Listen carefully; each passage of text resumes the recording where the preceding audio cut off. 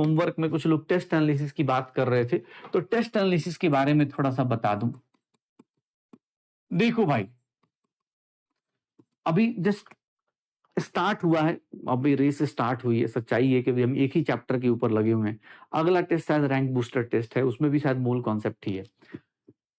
मैं तुमसे बस मतलब जो भी एग्जाम में चलता है, कुछ लोग होते हैं जो अपनी बातों को नहीं जानते। देखो, मेरे से कोई पूछेगा, मैं हर बार बोलता हूं कि बेटा तुम मेरे लिए मत पढ़, तू एग्जाम हॉल के लिए पढ़ कि एग्जाम में मेरे साथ क्या होगा। अगर तुम एग्जाम हॉल के लिए सोच रहे हो तो एग्जाम जब दे रहे हो तो उस टाइम पर भी उसी मोड में रहो। इवन घर पे भी जब प्रैक्टिस कर रहे हो तो टाइम लिमिट लगा के प्रैक्टिस करो, चाहे 5 ही क्वेश्चन हो चाहे 10 क्वेश्चन हो, बट घर पे वही काम करना है। टेस्ट एनालिसिस क्यों करना है? क्योंकि बेटा वही बताएगा कि आप उस टाइम पर क्या सोच रहे थे। इस लेक्चर के अंदर तो मैं तुम्हारे साथ चल रहा हूं ना। टीचर जब चिल्ला रहे हैं तब तो तुम क्वेश्चन सही कर ही लोगे, क्योंकि टीचर साथ में खड़ा है। एग्जाम हॉल में तुम अकेले होते हो, तुम्हारा दिमाग होता है, तो वो कैसा सोच रहा है और उसके ऊपर वर्क करने के लिए बेटा साल मतलब जो भी 10 महीने बचे हैं उसके ऊपर वर्क करना होता है। तो इसलिए टेस्ट एनालिसिस बहुत ज्यादा जरूरी है। प्लीज ध्यान सुनना। तुम्हारे मार्क्स अभी 400 आ रहे हैं, 300 आ रहे हैं, पिछले नीट में कितने आए, रीनीट में कितने आए, इन सब चीजों से ज्यादा फर्क ये पड़ेगा कि आप अभी अपने अंदर कितने सारे चेंजेस लेके आ रहे हो। अगर आप किसी भी सब्जेक्ट का टेस्ट एनालिसिस कर रहे हो, चाहे बॉटनी हो, जूलॉजी हो, केमिस्ट्री हो, फिजिक्स हो, तो कोई भी सब्जेक्ट ले रहे हो तो आप ऐसे सब्जेक्ट लिख लिया करो कि यार ये सब्जेक्ट है। पहले सब्जेक्ट लिखा सर, उसके अपने मार्क्स लिख दिए कि हाँ भाई इतने मार्क्स आ रहे हैं। मान लो मैंने कोई भी सब्जेक्ट लिया, मैंने 140 नंबर ले लिया 180 में, भैया इसमें से राइट लिख दो, ठीक है, रॉन्ग लिख दो। अब राइट में भी भैया राइट का भी अलग, मान लो राइट में मान लो मेरे 20 क्वेश्चन 30 क्वेश्चन थे, चाहे कितना लिख दूं सर, मान लो 38 क्वेश्चन साइड थे, तो 38 क्वेश्चन में भी 100% जब मैं एग्जाम दे रहा था 100% कॉन्फिडेंस कितने राइट में था मेरा। सर आप जब एग्जाम देते टाइम, एक होता है तुक्के में लग गया, 50% कॉन्फिडेंस किसमें था, और एक होता है कि तुक्के में लग गया। राइट की भी एनालिसिस करो कि भाई मुझे पता तो चले, पता चला तुक्का मार रहा हूं और वही सब सही चल रहा है। अभी कुछ लोगों के साथ हो रहा होगा, हो सकता है क्वेश्चन रिपीट टाइप लग रहा होगा, तुक्का मार दिया निकल गए। भाई राइट का भी एनालिसिस करो, क्यों? क्योंकि वो तुमको बताएगा कि भैया ये ओरिजिनल है। कॉन्फिडेंस 100% कि भैया 38 में से मान लो मेरे पास 25 क्वेश्चन थे, 50% 10 क्वेश्चन थे, तुक्के में 3 क्वेश्चन आए, तो ये तुमको एनालाइज करना है, ये तुमको काम करना है। जब फिजिक्स का करो, केमिस्ट्री किसी का भी कर भाई, अगर तुम खुद से ऑनेस्टली अपना एनालिसिस करते हो तो उसमें राइट में कितना था जब तुम बटन क्लिक कर रहे थे। अब बाद में बोले सर मैं तो 38 का 38 राइट में था, बहुत बढ़िया, अगर आप सही में 38 पढ़ते हो बहुत अच्छी बात है, फिर इसका मतलब आपका अच्छी तैयारी है, अगले टेस्ट में देख लेंगे। लेकिन ये एनालिसिस तुम खुद के लिए करो, किसी को बताने के लिए नहीं, मेरे को बताने के लिए, घर वालों को बताने के लिए नहीं। एक सिंपल सा एक डायरी रखो जिसका नाम रख दो, ठीक है, मतलब जो तुम्हें रखना है, जैसे मिस्टेक बुक रखना है, मैं तो कहता हूं भाई जेनजी हो तुम, हाँ ठीक है, तो कुछ भी नाम रख दो, ठीक है, कि भैया क्या है तुम्हारा मिरर इमेज है और क्या है, और कुछ नहीं।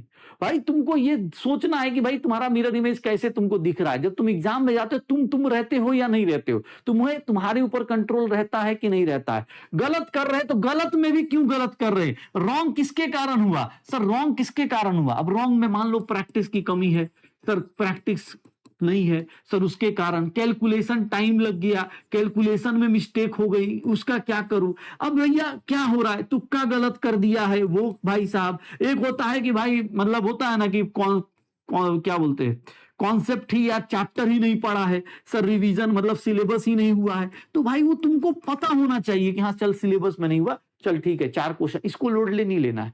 भाई ये सब चीजों पे वर्क करो कि यार प्रैक्टिस का, पेशेंस का, क्या गेम था, गलत पढ़ लिया, क्या क्वेश्चन, हर एक क्वेश्चन को 180 क्वेश्चन आप अटेम्प्ट जब कर रहे हो ना, तो उस 180 को भाई टाइम दो, एनालाइज करो कौन सा क्वेश्चन मैंने सही से सही अटेम्प्ट किया। सर बाकी तो मार्क्स आ रहे हैं, जितना आना है आ रहे।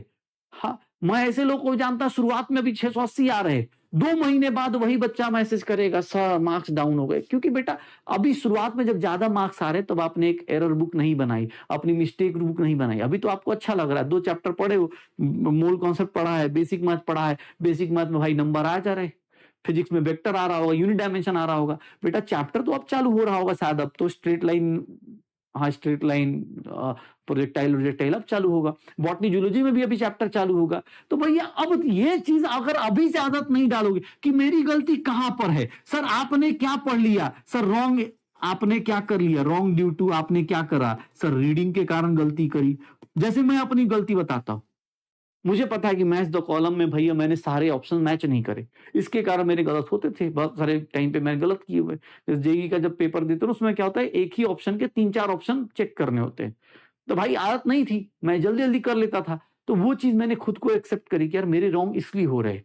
आप अगर कोई भी क्वेश्चन, कोई भी सब्जेक्ट है, मार्क्स ज़्यादा इंपॉर्टेंट नहीं है बेटा अभी के टाइम पे, क्योंकि अभी चैप्टर एक ही है। मज़ा तो तब 3 महीने बाद आने वाला है। आदत सही रहेगी तभी, रॉन्ग हुआ तो उसका क्या रीज़न है? उसके बाद सर अनअटेम्प्टेड है अगर कोई, तो अनअटेम्प्टेड का रीज़न क्या है?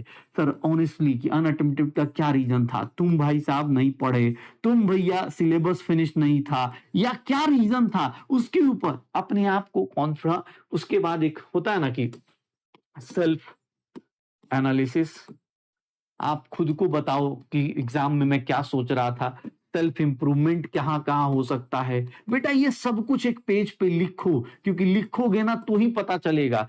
सोचने वाले लोग सोच के चले जाते हैं। मैं सच बता रहा हूं, अगर आप अभी आप किसी को बोले सर इसमें तो 2-3 पेज भर जाएंगे मेरा, शुरुआत में ज्यादा टाइम लगेगा, और यस टाइम लगेगा। अभी तुम्हारे पास टाइम है इसलिए बोल रहा हूं। 2 महीने बाद ना अगर हैबिट हो गई तो आपको ज्यादा टाइम नहीं लगेगा। आपको पता होगा कि हाँ यार ये ऐसे ऐसे मुझे देखना है।